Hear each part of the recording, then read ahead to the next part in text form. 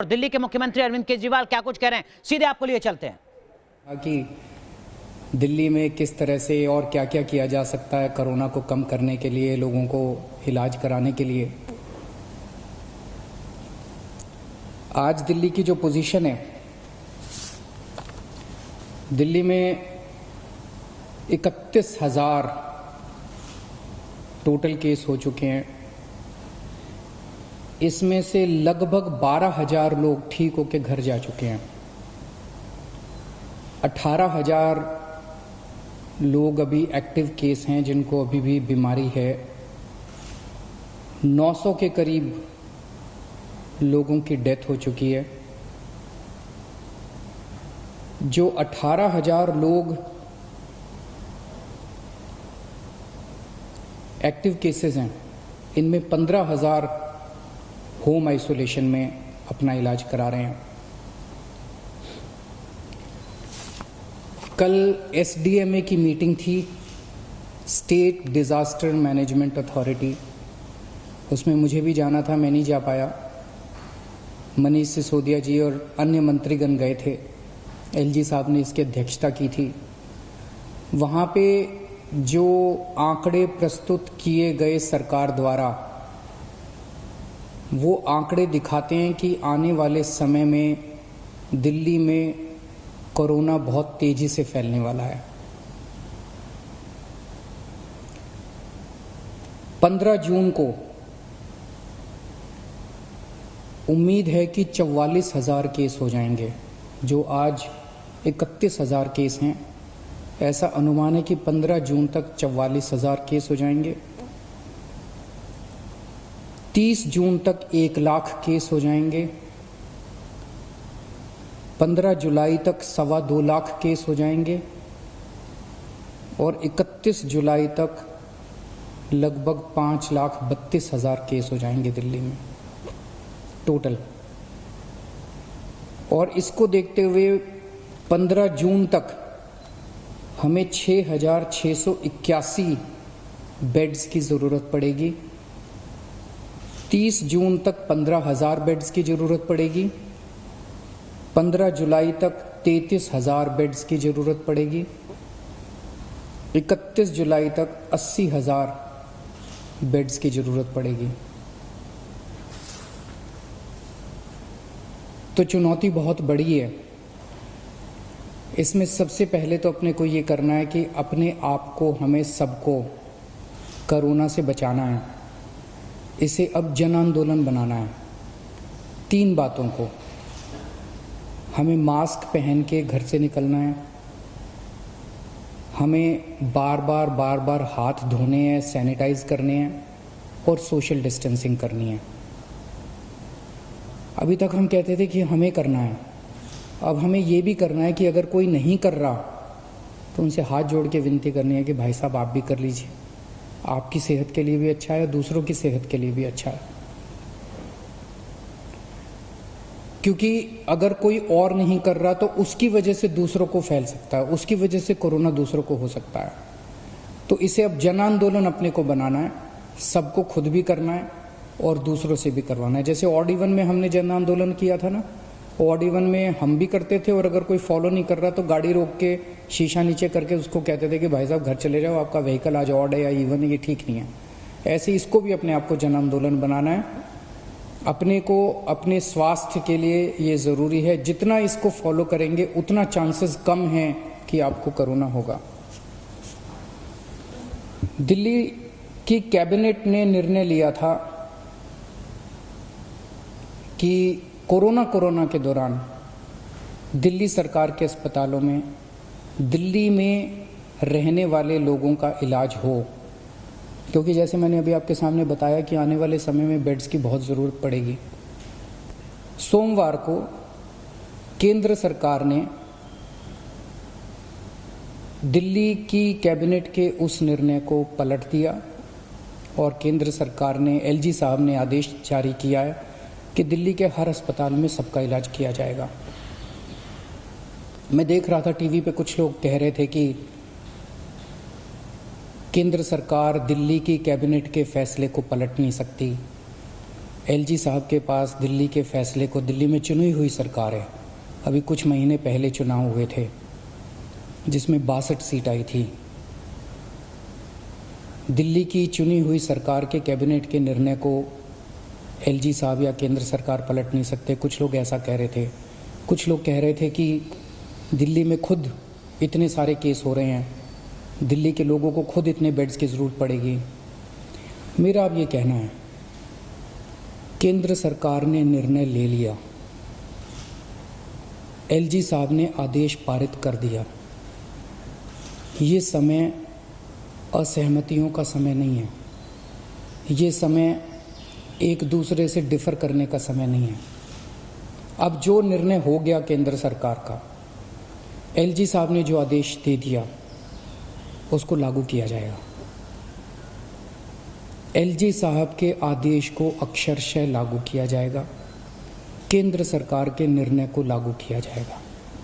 अब इस पे कोई असहमति नहीं करनी, अब इस पे कोई वाद विवाद नहीं करना, अब इस पे कोई लड़ाई झगड़ा नहीं करना। ये सब लोग, मैं जितने सरकार के अंदर भी हैं, जितने पार्टी के लोग हैं, मैं सबको मैसेज देना चाहता हूं कि एलजी साहब के आदेश को लागू किया जाएगा, केंद्र सरकार के निर्णय को लागू किया जाएगा।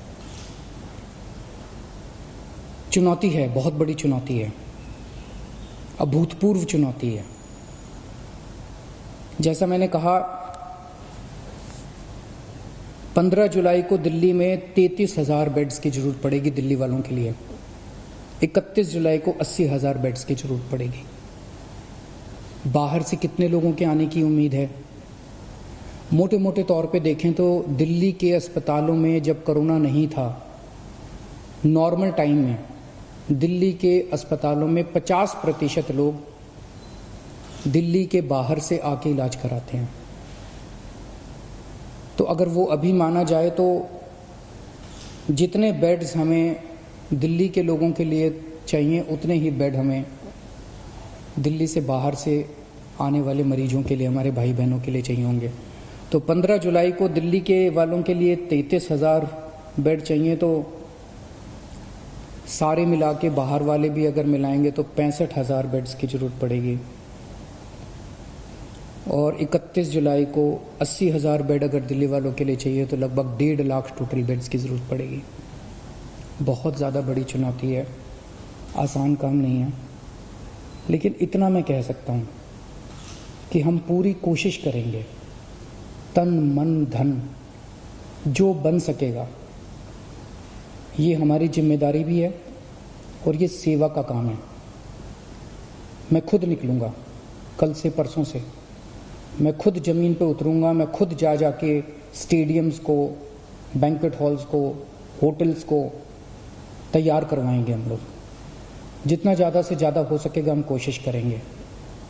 मैं बस इतना कह सकता हूँ कि हमारी कोशिशों के अंदर ईमानदार कोशिश होगी और पूरी कोशिश होगी, कोई कमी नहीं होगी। लेकिन ये विपदा इतनी बड़ी है, ये मुसीबत इतनी बड़ी है, मानव जाति के इतिहास में शायद इतनी बड़ी विपदा कभी नहीं आई। हमारे काम में 100 कमियां रह सकती हैं, लेकिन हमारी नीयत में और हमारी कोशिश में आपको कमी नज़र नहीं आएगी। मैं पड़ोसी राज्यों से भी, वहाँ की सरकारों से भी निवेदन करता हूँ, अपील करता हूँ कि वहाँ समुचित व्यवस्था करें अपने अपने बेड्स के लिए और मरीजों के लिए। कर भी रहे होंगे, मैं किसी को दोष नहीं निकालना चाहता, कर भी रहे होंगे ताकि कम से कम लोगों को दिल्ली आने की ज़रूरत पड़े।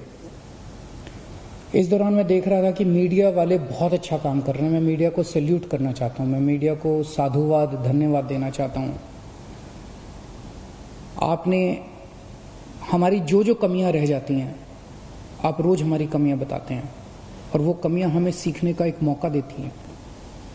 आपने हमारे ऐप में इतनी सारी कमियां बताई, उन कमियों को पिछले 1 हफ्ते के अंदर हमने काफ़ी दूर किया है। अभी भी कुछ कमियां हो सकती हैं, आप प्लीज़ हमें ज़रूर बताइएगा। काफ़ी कमियों को ऐप में दूर किया, लेकिन अभी भी जो कमियां हो हमें ज़रूर बताइएगा। मैं देखता हूं कि लगभग हर चैनल पे कुछ पेशेंट्स को या पेशेंट्स के रिश्तेदारों को, दोस्तों को, वो किस तरह से बताते हैं कि कई अस्पतालों में गए, मैं पहले इस अस्पताल में गया, मैं इस अस्पताल में गया, मैं इस अस्पताल में गया, मुझे इलाज नहीं मिला, मुझे बेड नहीं मिला। मैं सोच रहा था कि टोटल कितने 10, 12, 15 चैनल होंगे, उन 15 चैनलों पे 15 या 20 केसेस बताए जा रहे होंगे, लेकिन ऐसे लोगों की संख्या जिनको तकलीफ हो रही है, जिनको बेड नहीं मिल रहे, उससे कहीं ज़्यादा है। केवल 15-20 लोग नहीं हैं जो टीवी पे आए। लेकिन मैं आपकी जानकारी के लिए बता दूं, पिछले एक हफ्ते में एग्जैक्टली 8 दिन में दिल्ली के अस्पतालों में 1900 लोगों का एडमिशन हुआ, 1900 लोगों को बेड मिले हैं दिल्ली के अस्पतालों में। और आज 4200 बेड अभी खाली हैं। लेकिन ये 4200 बेड मोस्टली सरकारी अस्पतालों में खाली हैं, प्राइवेट के मोस्टली भर गए हैं। उसका भी इंतजाम कर रहे हैं, कोशिश कर रहे हैं। लेकिन पिछले 8 दिनों में 1900 लोगों को बेड मिले। लेकिन एक तरफ जहां 1900 लोगों को बेड मिले, वहीं कम से कम 150-200 लोगों को बेड के लिए धक्के भी खाने पड़े। तो जब टीवी चैनलों के ऊपर एक एक केस बताया जाता है, मेरी टीम एक एक केस पे गौर करती है और हम उससे सीखने की कोशिश करते हैं। एक तरफ हम कोशिश करते हैं कि उस व्यक्ति को हम उसकी विपदा दूर कर सकें, और दूसरी तरफ उसे तकलीफ क्यों हुई, हमारे सिस्टम में कहाँ कमी थी, उस कमी को सीख के उस सिस्टम की कमी को हम दूर करने की कोशिश करते हैं, ताकि आने वाले और किसी को तकलीफ ना हो। लेकिन फिर भी हम परफेक्ट नहीं हैं, सब कुछ ठीक नहीं है, अभी बहुत सारी कमियां हैं हमारे सिस्टम में, और सब कुछ लेकिन खराब भी नहीं है। काफ़ी कुछ काम हुआ भी है, हमारे डॉक्टर्स लगे हुए हैं, हमारे नर्सेस लगे हुए हैं, सरकारी ऑफिसर्स लगे हुए हैं, पुलिस वाले लगे हुए हैं, सब लोग बहुत काम कर रहे हैं। लेकिन अभी भी बहुत सारी चीज़ें ठीक करनी है। मेरी मीडिया के साथियों से निवेदन है कि इसी तरह से आप हमें अपने चैनल पे तो दिखाते ही हैं, लेकिन अगर चैनल के अलावा भी कहीं कोई आप कोई स्टोरी ना दिखा पाएँ, कहीं कोई कमी नज़र आए, तो फ़ोन कर देना, उसको हम ठीक कराने की कोशिश करेंगे। और सबसे ज़रूरी बात, ये समय आपस में लड़ने का नहीं है, ये समय राजनीति का नहीं है। मैं देखता हूँ आपस में ये पार्टियां सारी लड़ रही हैं, बीजेपी वाले आम आदमी पार्टी से लड़ रहे हैं, आम आदमी पार्टी वाले कांग्रेस से लड़ रहे हैं, कांग्रेस वाले बीजेपी से लड़ रहे हैं, वो उससे लड़ रहा है, वो उससे लड़ रहा है। अगर हम सारे आपस में लड़ते रहे तो कोरोना जीत जाएगा। और जो एक आम आदमी बैठ के टीवी चैनल देखता है, वो सोचता है यार ये क्या पार्टियां हैं, आपस में लड़ रही हैं, मेरी किसी को परवाह नहीं है।